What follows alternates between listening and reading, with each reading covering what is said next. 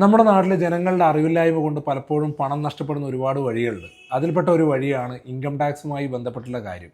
Income tax സാധാരണഗതിയിൽ 2024-25 സാമ്പത്തിക വർഷം കഴിഞ്ഞ് 2025 ജൂലൈ അല്ലെങ്കിൽ ഒക്ടോബർ ഒക്കെ ആകുമ്പോഴാണ് പല ആൾക്കാരും ടാക്സ് പൊതുവെ അടക്കാറുള്ളത്.